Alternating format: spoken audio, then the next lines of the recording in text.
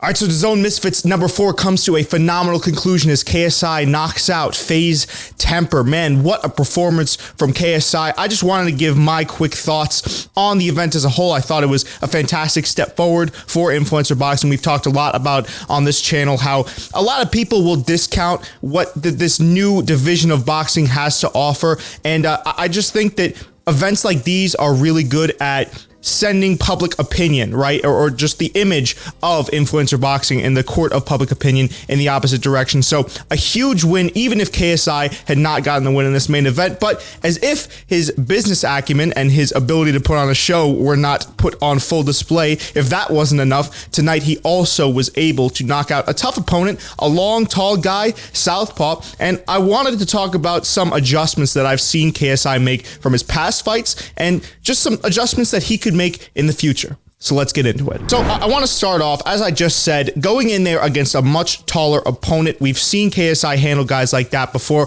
but I still thought he did a really good job, and it shows the evolution and the training he puts in over the camp for this fight. I mean, he handled Temper really, really well. Temper was getting backed up at certain junctures in the fight. I mean, pretty much the entirety of the fight, really. KSI with that forward pressure we know and we love him for. There is one thing that I would say coming in KSI, and this is a constant amongst almost all of his fights at this point, he does tend to get caught a lot, and that's because his hands are low. But he was still doing a really good job at pressuring a longer and taller man, a talented guy in Temper. That's tough to do. KSI following the rule book, the playbook, if you will, really, really well, getting in his face, using combinations to get inside and mixing it up to the body really, really well. So that was something I thought he did well, and it's something that led ultimately to the knockout.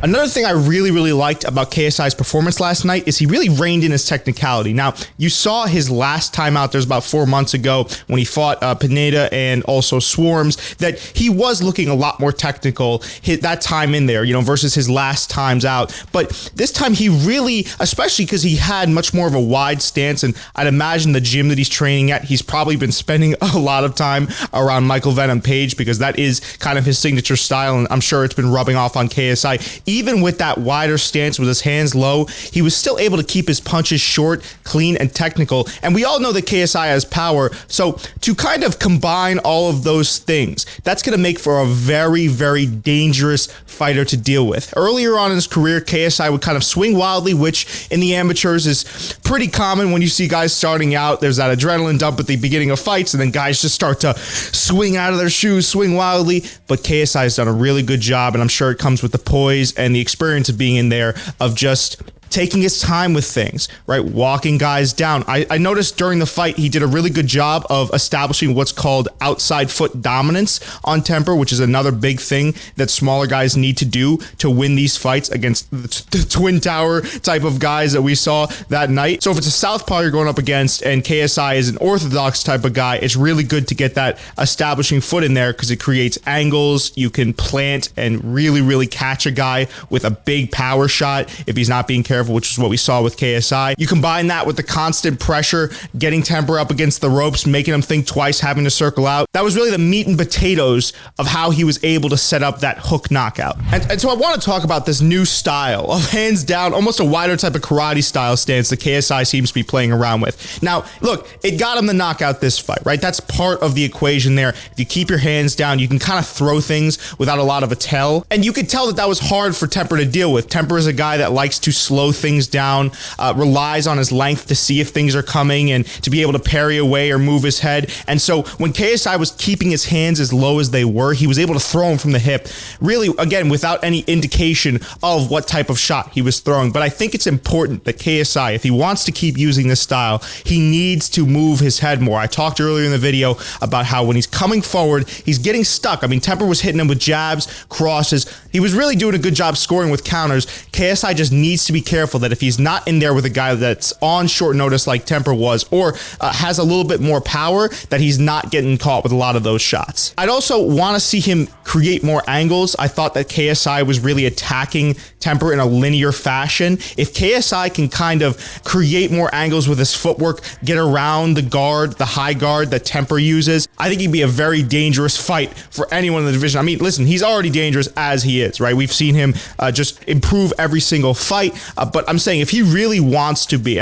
Mike Tyson was always like this with the way he would duck his head down. And again, as we talked about, establish that outside foot dominance. That is how he was able to kind of take his game to the next level and become more dangerous, is using those angles. So I do suspect that'll be the next step in KSI's evolution as a boxer. And that's something that he should definitely look at for his next fight, not only for setting up his own offense, but just for his own welfare, right? Because as we said, not every guy is going to be Temper where he's just throwing sparse shots trying to look for counters. I mean, some guys are going to have a lot more power and some guys are going to have a lot more volume. That's kind of what Logan presented in their fight, was much more volume and a taller guy that had more power. And finally, man, I think KSI does have a tendency at times to fall into shots, so perhaps he could work on that. I know he likes to rely on his power, and if he feels that he can go in for the kill, he gets a little bit overzealous. Keeps his chin exposed. That plays into what we were talking about, where he does get caught, so he just needs to clean that up, getting his hands back to his head after he throws. And this KSI, man, could be a serious problem for Jake. I think what KSI needs is a very convincing win over a guy that's not coming in on short notice. And this fight with Jake is easily marketable. I think KSI gives Jake problems. I mean, it's just he needs that extra little bit of marketing leverage. Getting another fight under his belt, perhaps with a retired MMA fighter. He's kind of, albeit playing catch up with Jake. So he needs another bargaining chip on this table, but I don't see any reason why KSI couldn't be a worthy and game opponent for Jake. Let me know what you guys think about KSI's new style, about the event in totality. A lot of fun fights, a lot of fun knockouts. And let me know, of course, what you think about this video in the comment section down below. Please don't be afraid to subscribe, turn on the bell notifications. I'm going to be dropping these pretty currently. And without further ado, I've been your boy, the Jewish Child, and of course, the soundboard god, Jacob Cooperman. And I'll see you guys in the next one. Peace. Well, I'm sitting here as the chandelier is whispering in my ear, saying, can I get a cigarette? I know you'll never be mine. Can you come around tonight and sing me a lullaby? Just take my heart and break it. Can you come around tonight? I might be the enemy, but nothing quite hits like you.